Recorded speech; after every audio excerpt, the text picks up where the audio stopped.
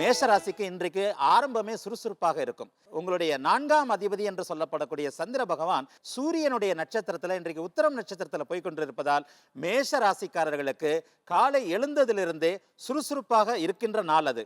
இன்றைக்கு சுறுசுறுப்பாக இருப்பதன் மூலம் உங்களுடைய அனைத்து விஷயங்களும் இன்றைக்கே வெற்றியை தொடும் என்பது உறுதியான ஒன்று. ரிஷபராசிக்காரர்களுக்கு கடந்த சில மாதங்களாகவே சாதகமான நல்ல கிரக அமைப்புகள் கோச்சார அமைப்பில் இருக்கின்றன. இன்னும் குறிப்பாக சொல்லப்போனால் 2017 இந்த வருடம் பிறந்த இந்த 15 நாட்களிலேயே உங்களுக்கு நல்லவைகள் தான் நடந்துகிட்டு இருக்கின்றன. ஆங்கில புத்தாண்டு ஜனவரி 1ஆம் தேதி நடந்து இன்றைய 17-16 நாட்களுக்குள்ளேயே உங்களுக்கு நல்ல பலன்கள் நடந்து கொண்டிருப்பதைப் போலவே நீடித்த நல்ல பலன்கள் நடக்கின்ற அமைப்பு தான் ரிஷபராசிக்கு நடக்கின்றது. அதாவது உங்களுடைய ராசிக்கு எதிரியான சூரியனுடைய நட்சத்திரத்தில் உங்களுடைய சந்திரன் போய்கிட்டு இருக்கிறதுனால இன்றைக்கு யாருக்கும் ஒரு கேரண்டி எடுக்கிறதோ ஒரு ஜாமீன் கையெழுத்து போடுறதோ வேண்டவே வேண்டாம். தயவு செய்து இதை மட்டும் இன்றைக்கு தவிர்த்து விடுங்கள். அடுத்தவர்களுக்கு உதவுகின்ற எண்ணம் கொண்ட மிதுன ராசிக்காரர்களுக்கு இன்றைக்கு நீங்கள் பிறருக்கு உதவி செய்வதை விட உங்களுக்கு இன்னொருவர் உதவி செய்கின்ற நாளாக இருக்கும்.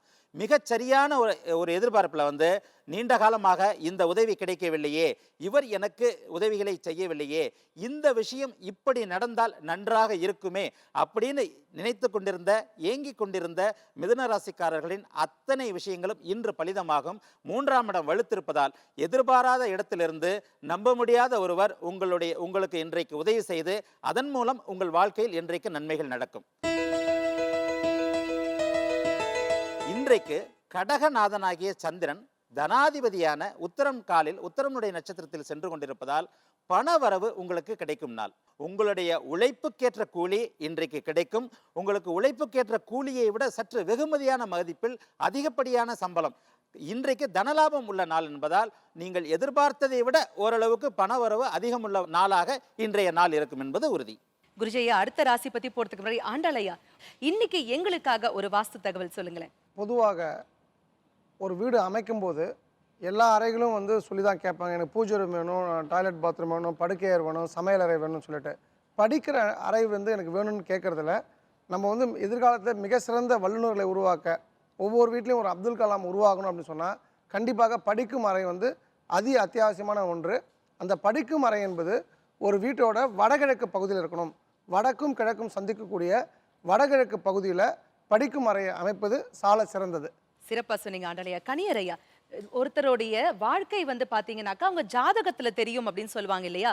ஆனா உங்களுடைய சிறப்பம்சம் என்னன்னா ஜாதகமே இல்லாட்டி கூட அவங்களுக்கு பிரசன்னம் ரீதியாக அவங்க கேட்கிற கேள்விகளுக்கு அவங்களுடைய பிரச்சனைகளுக்கு தீர்வு கொடுக்க முடியும் இல்லையா? இது எந்த அளவிற்கு சரியாக இருக்கும்? ஏன்னா ஜாதகம் இல்ல அப்படிங்கிற ஒரு அடிப்படையினால பிரசன்னம்ன்றது உடனே தோன்றுவது அப்படின்னு பேர், ஏறி இருத்தல் பேர். இப்போ ஜாதக ரீதியாக ஒரு பெண்ணுக்கு திருமணம் இந்த வருஷம் நடக்காது, அடுத்த வருஷம் நடக்கும், இல்லாட்டி 30 வயசுக்கு மேலே தான் நடக்கும், 40 வயசுக்கு மேலே தான் நடக்கும்ன்றது நம்ம ஒரு ஜோதிட முறையம் கண்டுபிடிச்சிடலாம்.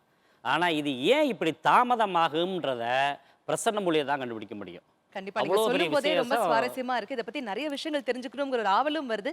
ஆனா அதுக்கு முன்னாடி எண்கணித ரீதியாக இன்னைக்கு முதல் 3 எண்களுக்கான தினப்பலன் சொல்லுங்க.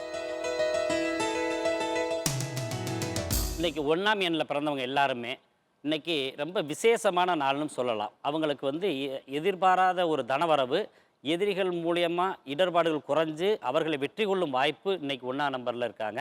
இவங்க தாமரை மலர் கொண்டு சிவனை அர்ச்சனை பண்ணிட்டு வந்தாங்கன்னா ரொம்ப பிரமாதமான விசேஷமாக அவங்களுக்கு அமையும்.